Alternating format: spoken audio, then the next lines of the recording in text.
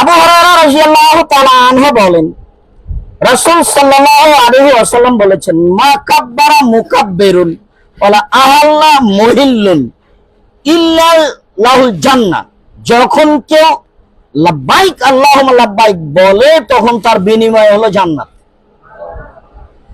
আবু হুরায়রা রাদিয়াল্লাহু তাআলা আনহু বলেন, রাসূল সাল্লাল্লাহু আলাইহি সাল্লাম বলেছেন, মা কাব্বারা মুকাব্বিরুন ইল্লা ওয়াজাবাতি শামসু বিজুনুবিহি। যখন কেউ তাকবীর পাঠ করে, তালবিয়া পড়ে, তো সূর্য যখন ডুবে যায় তখন তার পাপকে নিয়ে ডুবে।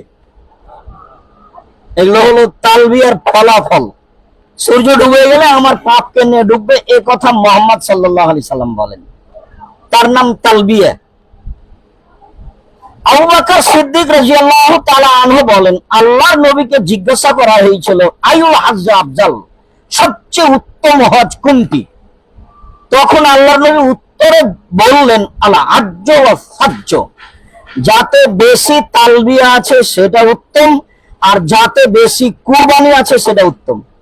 বলেন তো আল্লাহর নবী হজ সফরে কয়টা কুরবানি করেছিলেন? 100টি। 63টি নিজে হাতে জবাই করেছিলেন। টাকা পয়সা আছে তার প্রমাণ এখানে হতে হবে। একেবারে যা পারা যায় তাহলে ব্যাংকে জমা দিতে হবে। তাহলে বেশ, এইটা কিন্তু আপনার হজের সাথে লাগা, আপনি বাধ্য। আর যেটা বাড়িতে করছেন দিতে বলছেন, এটা নেকি। এখানে নেকি হওয়া না হওয়া পরে এখানে কুরবানি করতে হবে, এটা আপনার হজের নিয়ম। শেষে চলে এসেছি। আবু হুরায়রা রাদিয়াল্লাহু তাআলা আনহু বলেন, রাসূল সাল্লাল্লাহু আলাইহি সাল্লাম বলেছেন, আত-তালবিয়া শিআরুল হজ্জ, লাব্বাইক হচ্ছে হজের প্রতীক, চিহ্ন। আমি হজ করতে এসেছি, তার প্রমাণ কি বলেন তো? আমি লাব্বাইক করছি, এই কথা মুহাম্মদ সাল্লাল্লাহু আলাইহি সাল্লাম বলেন। কাজেই কথার শেষে চলে আসলাম।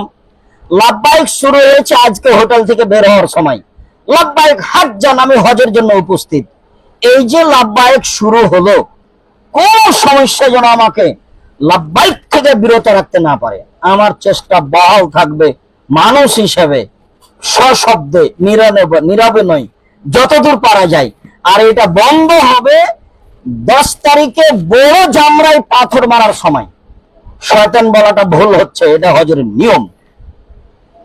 প্রথম দিন ওর নাম হচ্ছে জামারাতুল কোবরা, ওর নাম জামারাতুল আকাবা, ওর নাম বড় জামারা, বড় পাথর মারার জায়গা। ওখানে শয়তান নেই, তাই আমি খুব জোরে রাগ করে পাথর মারবো, এটা নয়।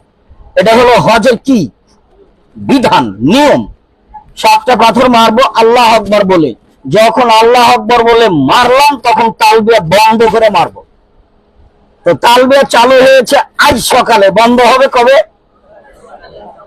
10 তারিখ পাথর মারবো আল্লাহ আকবার বলে। যখন এই যে ভিড়ের মধ্যে যাচ্ছে, উঠছি, ঠেলে কত, সব সময় কি হবে? চলতেই থাকবে। আপনি মানুষ হিসেবে যতদূর আপনার সম্ভব অনুরোধ থাকছে এভাবে ইবাদত করার জন্য।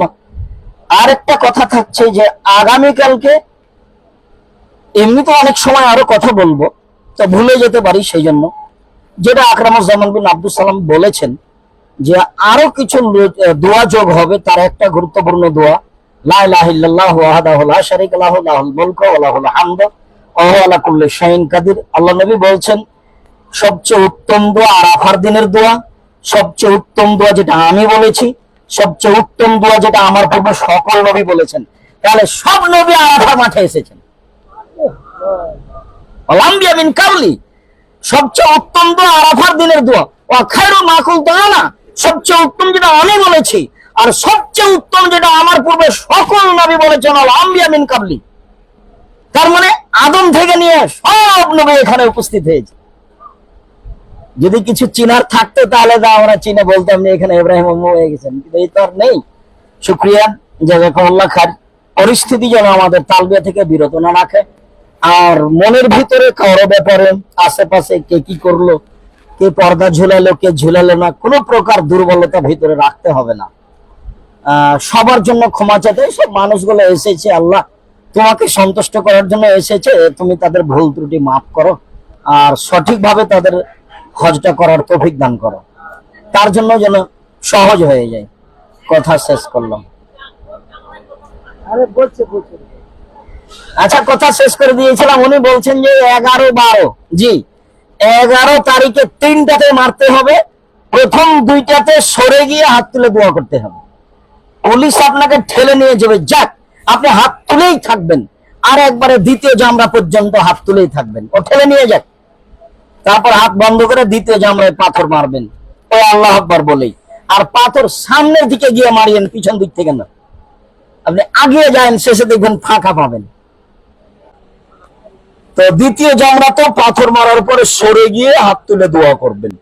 আর তৃতীয় জামরায় পরের দিন হাত তুলে দোয়া করতে হবে না। 10 তারিখও করতে হবে না, 11 তারিখে করতে হবে না, 12 তারিখে করতে হবে না, 13 তারিখে করতে হবে না। কোনোদিনই বড় জামরায় হাত তুলে দোয়া করতে হবে না। প্রথমটা এবং দ্বিতীয়টাই, ছোট এবং মধ্যমটাই হাত তুলে দোয়া করবেন সরে গিয়ে। রাসূলের সুন্নাত অনুযায়ী পাথর মারতে চাইলে জামরায় উঠার সময় বাম দিক দিয়ে উঠতে হবে।